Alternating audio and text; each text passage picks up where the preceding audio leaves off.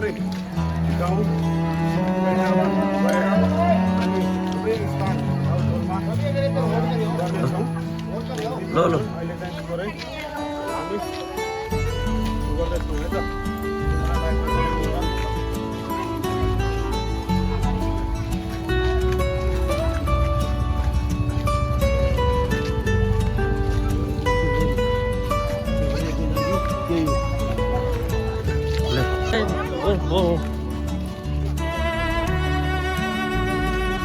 आज हमारा राउटोल प्रगति विकास समिति का आयोजक हमारा यहाँ आज दीप प्रज्वलन कार्यक्रम रखले हूँ।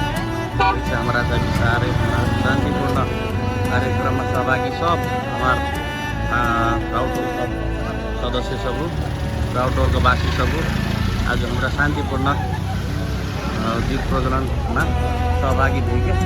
अब हमारा जाई बढ़ो सारे हो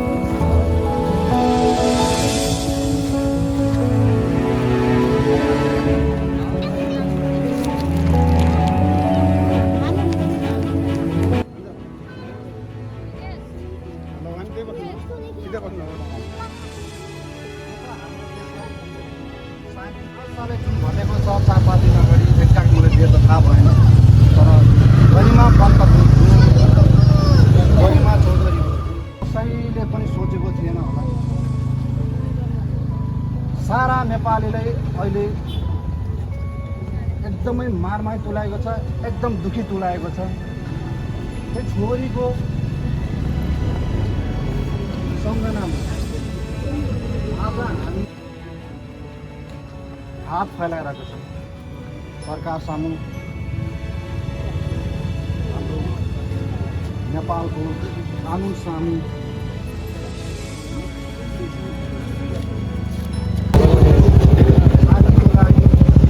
न्यायको लागि एउटा हाम्रो कदम हो। हामी यसमा कदापि झुक्नु हुँदैन। बदतर सजाय के छ त्यो सजाय होस्, ताकि भोलि गएर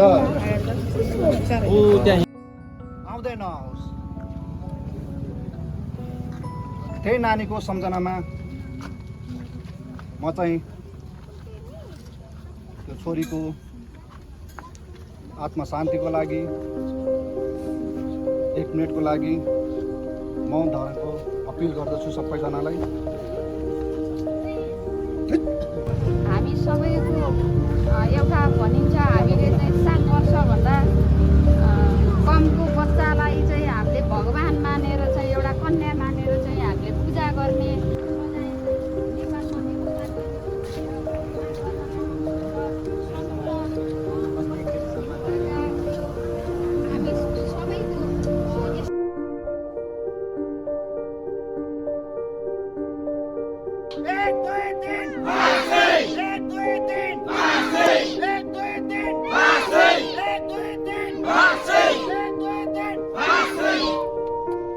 अब ल यहाँ सर्जन यहाँ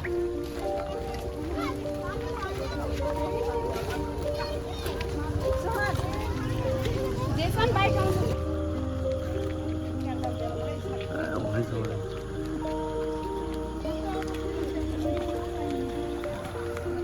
निकेश खोइ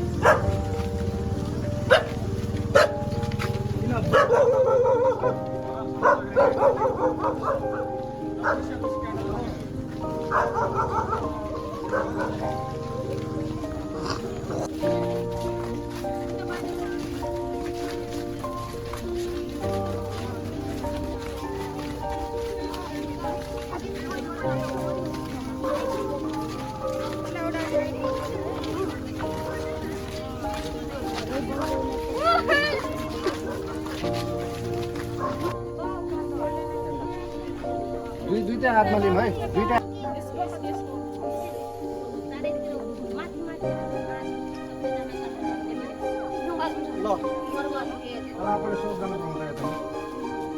राम्रो बोल्नुहोस् राम्रो भन्नुहोस् केही पनि फरक पर्दैन कानुन अब हाम्रो लाइफ पनि दिइराखेको छ हाम्रो लाइफ पनि भइरहेछ अब मैले दुईचोटि पोस्ट हेरिसकेँ है दुईचोटि हेरिसकेँ हाम्रो सुदन गुरुङ मन्त्रीज्यू के भन्नुभएको छ मृत्युदण्ड सजाय छैन अरे हाम्रोमा देशमा कानुन तर कानुन बनाउन सकिन्छ हाम्रो कानुन मन्त्री सुविधा गौतम ज्यू तपाईँ यदि हाम्रो फेसबुक लाइभमा रविन्द्र फेसबुक लाइभमा तपाईँ हेर्नु सक्नुहुन्छ त्यहाँ गएर तपाईँले मेरो कुरा बोल्दै सुन्नुहुन्छ भने तपाईँले गर्न सक्नुहुन्छ तपाईँहरूको हातमा छ तपाईँलाई हामीले बनाएको हो तपाईँहरूले बनाउन सक्नुहुन्छ र गृहमन्त्री सुदन गुरुङज्यू पनि तपाईँले बारम्बार दुईवटा पोस्ट गर्नुभएको छ तपाईँ दुईटै पोस्टमा तपाईँ जे भन्नुभएको छ कि हाम्रो कानुन छैन र मृत्युदण्ड बनाउन सक्नु पर्छ नत्र यो सानो बालिका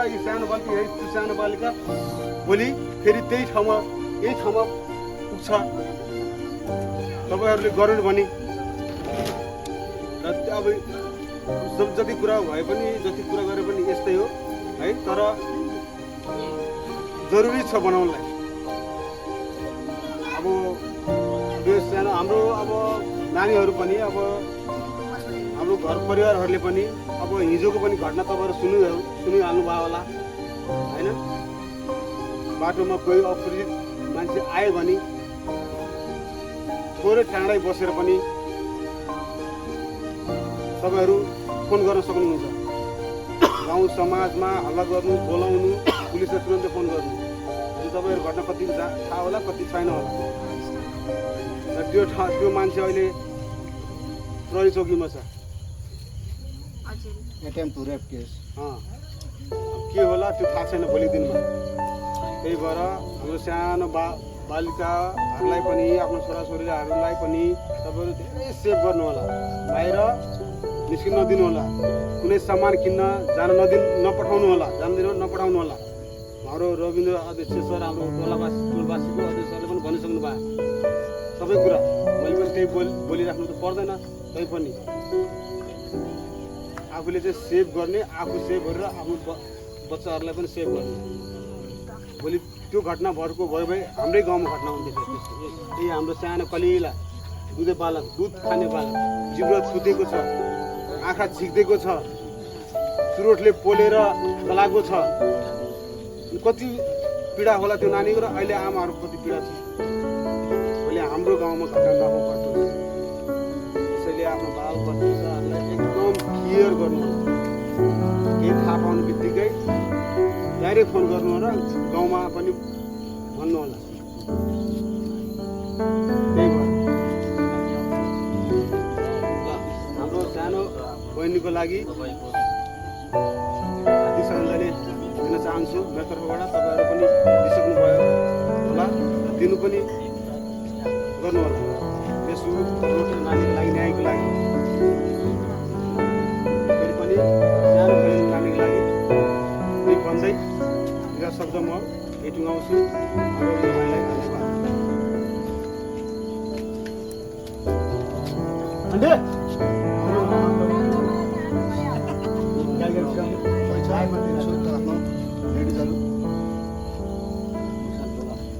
यही कुराहरू भन्ने हो, तिमीले आफ्नो सचेत गराउने आफ्नो छोरी नानीहरूलाई पनि यही आज यही कुरो गरेपछि तिम्रो छोरी नानीहरू पनि हेरिरहेको छ होइन। ल यो कुरा भन्नुपर्छ बहिनी। आऊ आऊ आऊ आऊ, के हुन्न के मनमा छ केही मनमा छ होइन, यो त तिमीहरू बोल्ने हो होइन। सबैलाई नमस्ते। म चाहिँ यहीँ राउटोलवासी मुस्कान महतो।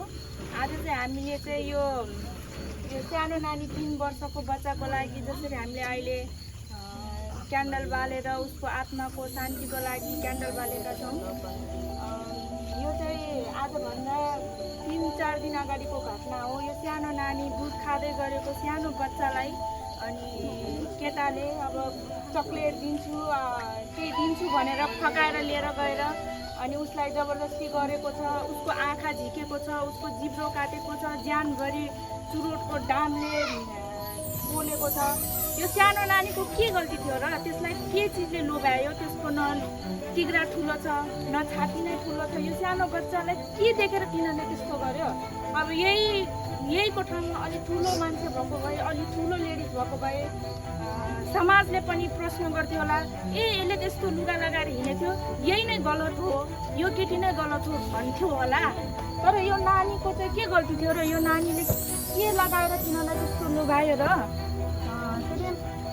अब हामी चाहिँ अब हाम्रो पनि सानो नानीहरू छ, सानो बच्चाहरू छ अनि उनीहरूलाई पनि अब छोरी जन्माउने ठुलो कुरा होइन कि अब छोरीलाई बचाउने चाहिँ ठुलो कुरो। किनभने जसरी यो स्वतन्त्र देश नेपाल भने तापनि हामी चाहिँ स्वतन्त्र रूपमा खुला रूपमा चाहिँ हिँड्न पाउँदैनौँ, हिँड्न सकिरहेको छैनौँ। अहिले त्यस्तै घटनाहरू यहाँ मात्र नभएर नेपालमा मात्र नभएर भर्खर अस्तिकै घटना हो। 1.5 वर्षको बच्चालाई पनि पाकिस्तानमा पनि 1.5 वर्षको बच्चालाई पनि छोडेको छैन।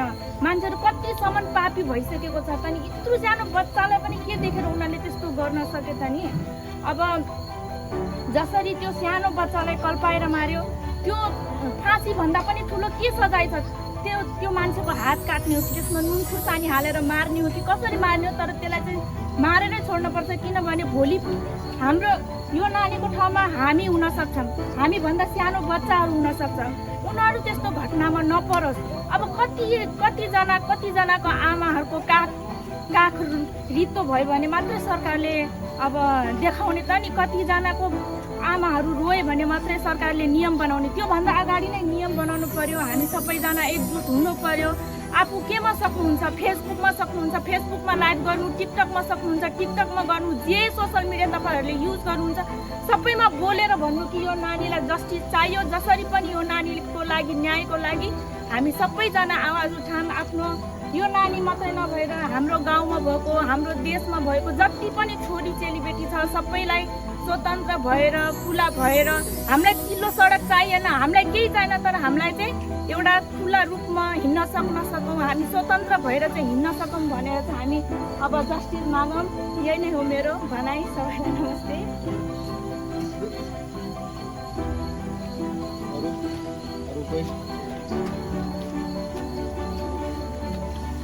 इच्छुक छ आफ्नो भडास निकाल्न चाहनुहुन्छ? आउनुहोस्। हो जी, आऊ सब होइन दबाब बढ़ान त हसे ये अपन छोरी चेली सरकारलाई दबाब जाओस् भनेरै कार्यक्रम राखिएको हो।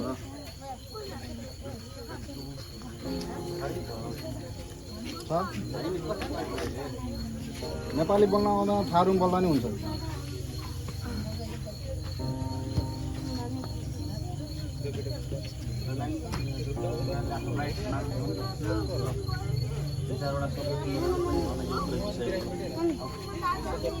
आऊ के हुँदैन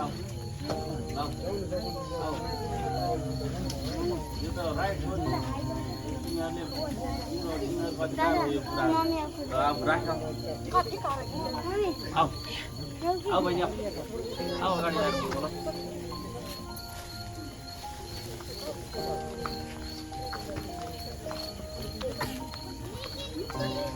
टिकटक परिवारलाई सबैलाई नमस्कार छ र मैले भन्न खोजेको विषय चाहिँ र हाम्रो सानी नानी कार्यक्रमको अन्त्यतिर पुगिसकेका छौँ। फेरि पनि आजको उद्देश्य भनेको गरिमा चौधरी निर्दयपूर्वक हत्या भएको छ। युवक तरिकाले रेप पश्चात हत्या भएको छ। छोरीको लागि, छोरीको आत्माको शान्तिको लागि अनि हाम्रो नेपाल सरकारलाई दबाबको लागि यो कार्यक्रम राखेका हौँ। सबै साथीहरूले भनिसके प्राय कुराहरू, धेरै भन्नु छैन मलाई। तैपनि मनमा लागेको रिस छ, मनमा लागेको कुराहरू छ, त्यो छोटो समयमा म सम्पन्न गर्छु।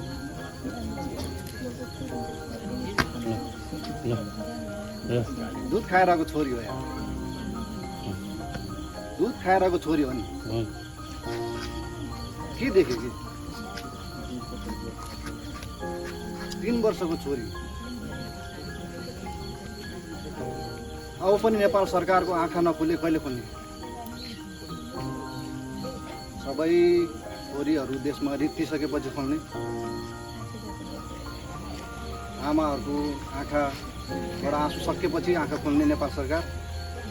फाँसीको सजाय छैन भने बनाउनुहोस्, होइन भने त्यस्तो राक्षसले मलाई जिम्मा लगाउनुहोस्। मलाई काउन्ट पनि गर्न सक्दैन त्यस्तो अवस्था बनाउँछु म। टिम बनाउँछु म। नेपाल सरकार आवेशमा आएको होइन, सोच बुझ तरिकाले बोलिरहेको छु। नेपाल सरकार सोच बुझ होस आवाजमा छु। सागर चौधरी हो मेरो नाम, सागर चौधरी। चितवन घर हो, रनप्पा 7 सौरा भनेर चिनिन्छ। राउटोलमा छ मेरो घर।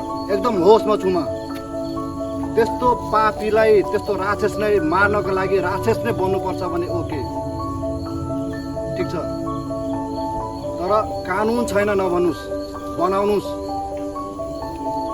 कानुन छैन भने ढाकछोप गरेर नगर्नुहोस्। बारम्बार, एकचोटि होइन, दुईचोटि होइन, 3 चोटि होइन, रेकर्ड हेर्नुहोस्। विदिन फ्यु इयर्समा कति लेडिज, कति बच्चाहरू मरेको छ। लास्ट इयर सायद सक्सम्म होला एउटा नानी निर्मला पन्त। अनेकिन्ती छ त्यो डेटा राख्ने निकाय होइन म। सुन्दा, यस्तो घटना सुन्दा नमजा लाग्छ। भाइरल हुनको लागि गरे होइन, ब्लर गरेर भिडियो गरे हुन्छ। भोइस मेरो नेपाल सरकारसँग पुगोस्, मेरो फेसलाई ब्लर गरे हुन्छ। भाइरल हुनको लागि कदापि होइन है। ब्लर गरोस् मेरो फेस, ब्लरै गरोस्, मेरो फेस नआओस्। अति भयो नेपाल सरकार, अति भयो, अति भयो, अति भयो। यो सानो कार्यक्रम, यो ठुलो मञ्च होइन है, ठुलो मञ्च होइन यो। हामी सानो यो राउटोलवासी 20-30 जनाको छौँ यहाँ। यो अवस्था हेर्न नसकेर, आँखाले हेर्न नसकेर, कानले सुन्न नसकेर, आत्माले नमानेर यो कार्यक्रम राख्न बाध्य भएको छौँ। नेपाल सरकारलाई दबाब दिन बाध्य भएको छौँ। अति भो सरकार, अति भो, अति भो, अति भो। तपाईँहरूबाट हुँदैन भने त्यो राक्षसलाई मलाई जिम्मा दिनुहोस्। मलाई म काट्छु, म मार्छु। के गर्नुपर्छ म गर्छु। फाँसी दिन सक्नुहुन्न भने बनाउनुहोस्, भन भने छोडिदिनुहोस्, खुल्लामा छोडिदिनुहोस्। जनताले जे गर्छ त्यही हुन्छ न्याय। मैले पनि गर्नुपर्ने छैन, जे गर्छ जनताले गर्छ, सबै मिलेर गर्छ। एटलिस्ट नेपालमा कानुन छ त्यो त देखाइदिनुहोस्। रेप गर्ने जेलमा लाने सरकार दाल भात खुवाउने ज्वाइँ जस्तै पालेर राख्ने सधैँ यही हो सधैँ भनिन्छ आफ्नो चेलीलाई सम्हाल्ने छोराहरू सम्हालिनु पर्यो लुकाएर राख्ने चेलीबेटीलाई नपढाउने लुकाएर राख्ने जन्माएपछि लुकाउनलाई जन्माएको हो छोरीहरूलाई कानुन बनाउनुहोस् कानुन चेन्ज गर्नुहोस् दुईटी आएको सरकार छ त जिताएर पठायो होइन यही अवस्था हेर्नलाई जिताएर पठायो हो जनताहरूले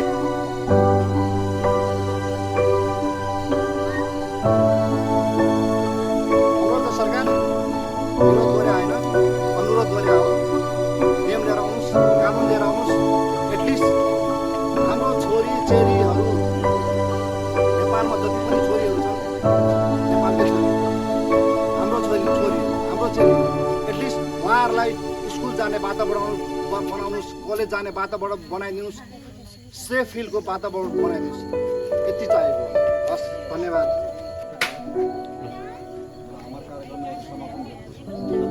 आज सबैजना के फेरि पनि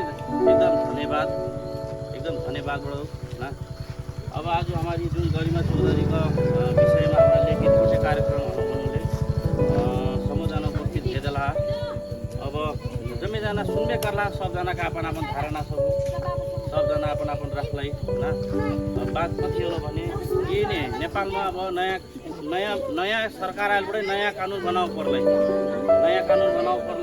जुन कि अब बिहान छोरी चेली सबको घरबाटै सुरक्षित रहोस् सुरक्षित बनाओगे हमरा चाहिँ वातावरण चाहिँ सरकार बनादेऊ पर्ला यी सब अब मुई कतौ कि अब मुई जति मुई विषयमा बोल्छ मैं अपन भाषा थारू भाषामै बोल्छ कतौ कि हरेक अब हमारा जुन बड़े हमार मान्छे सब जुन थारू मान्छे सबबाट हमार जुन गाउँमा हुँदा फेरि यी बताउ सब थाहा होस् ताकि अब हमारा चाहिँ कति गए खोजे बढाउँ कति विषयमा गए बढाउँ उयो आज सबैजना के एकदम दिल से नै धन्यवाद गए खोजे बढ्छु इत्र कहते अब आजको कार्यक्रम हाम्रो यहाँ समापन गरे खोजे जाए बढाउँ ओकर लागि एकदम धन्यवाद सब गरौँ के हस्